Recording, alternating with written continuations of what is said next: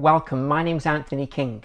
I just wanted to say that this series is based upon my book, Living in a Bubble, which is available on paperback and Amazon Kindle. If you want to know more, you can find it on my website, anthony-king.com. Thank you. Welcome back to my video series about mild autism spectrum disorder in adults, based on my book, Living in a Bubble.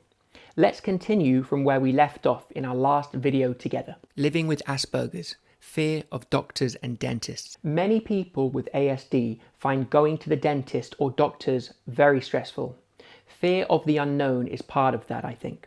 The idea of going is often, like many things, worse than the act itself.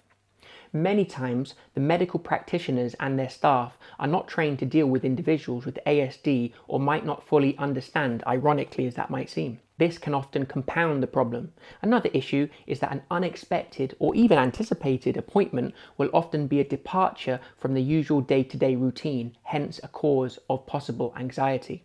This is because the usual safety net of familiarity and routine, which can be a calming framework or usual learned coping mechanisms, will be suspended so that you can visit the doctor or the dentist. In a way, it's an obvious double trouble situation because of the removal of the familiarity and the insertion into this alien environment with people that are often not aware and can amplify the problem.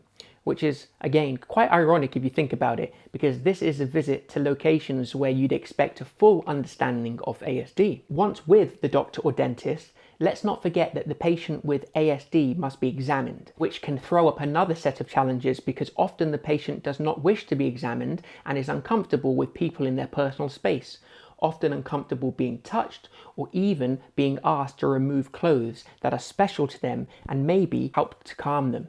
When I think about visiting the doctors or dentists, it's also the waiting that can make someone incredibly anxious. Then the fact that doctor surgeries have annoying beeps and buzzers and sounds and intercom systems. There might be music playing and strange people doing strange things. Tapping, banging, coughing, babies crying. There are a lot of different factors involved, and these are things which need to be interpreted, dealt with, and coped with in a public place.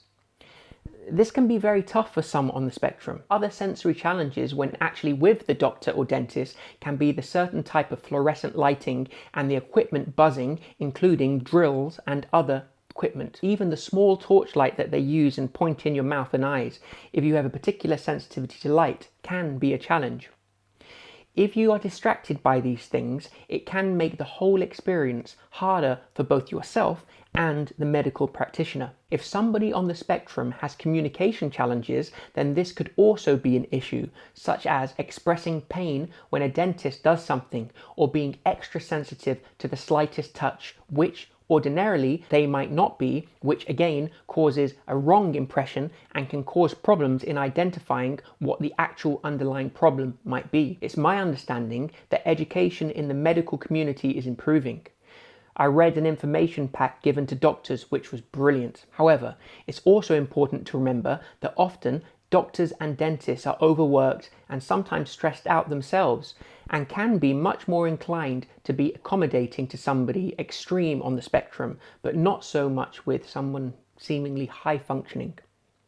I feel this is a fair point because if a doctor or dentist is meeting you for the first time, a large part of the dynamic will be first impressions, of course. Communication is a very short, limited amount of time, and sometimes if you look good and communicate well, then you might not get the same accommodations as somebody who doesn't communicate quite like yourself. On the surface, you might seem calm and might look wonderful, but under the water, the feet are treading water overtime. Tips and advice. Rehearse. Rehearse the visit in advance. Don't be afraid to visit the surgery and take a look around before you visit.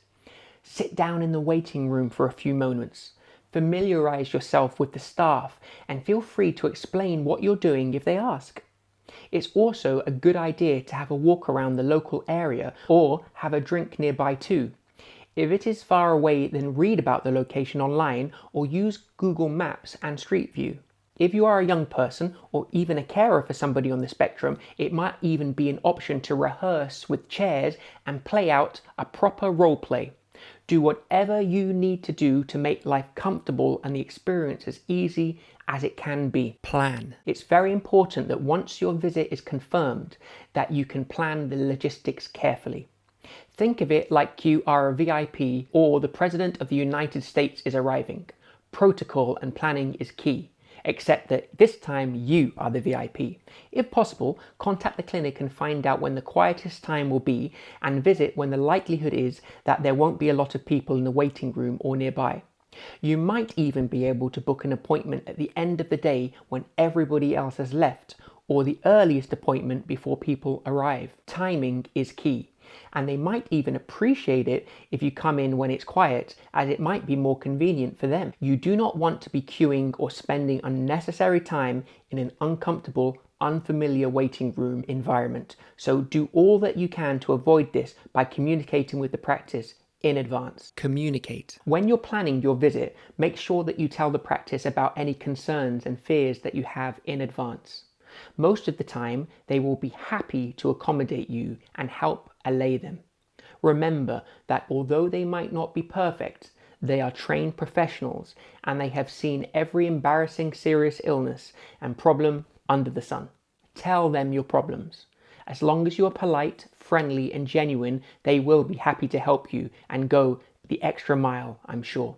When you realize that they are on your side and accommodating, then that fact alone will help you relax. Communication is important, and communication in advance is even better because you'll be more likely to be in a better state of mind. Don't leave it until you arrive to address potential issues. Rationalize. Understand that in life, at times, we must all go to the dentist and the doctor. Educate yourself and understand the reasons and the benefits of going. This will help the process significantly.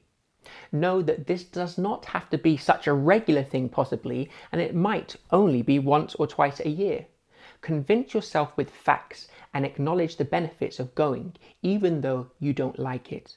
You will realize that you spend a lot of time doing things that you don't like, and that sometimes just getting them done quickly and efficiently is the best way. Complete the task and move on to what you really do enjoy. Involve. I have a friend who's not very good at talking on the phone to often seemingly insensitive call centers and receptionists and arranging these things, so I've called on his behalf many times.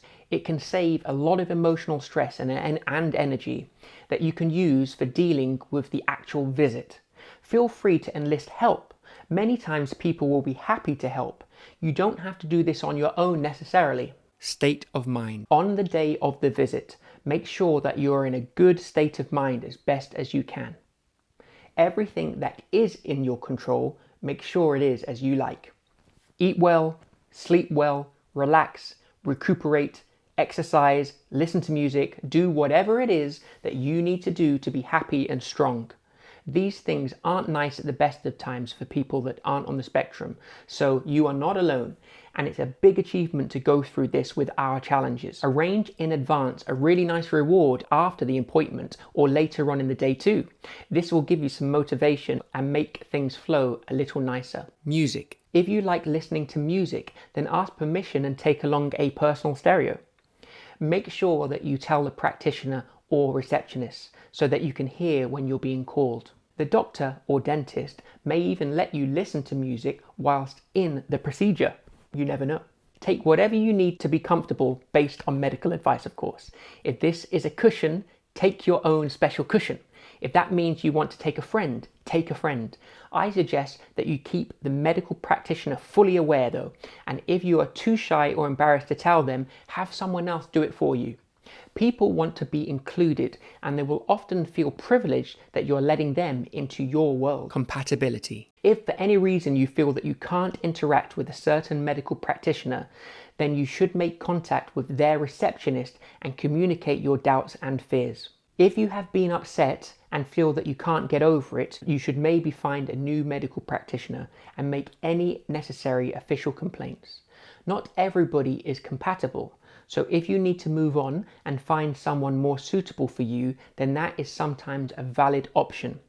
I would suggest that you make this decision in collaboration with others, including friends, family or peers. Thank you for joining me today.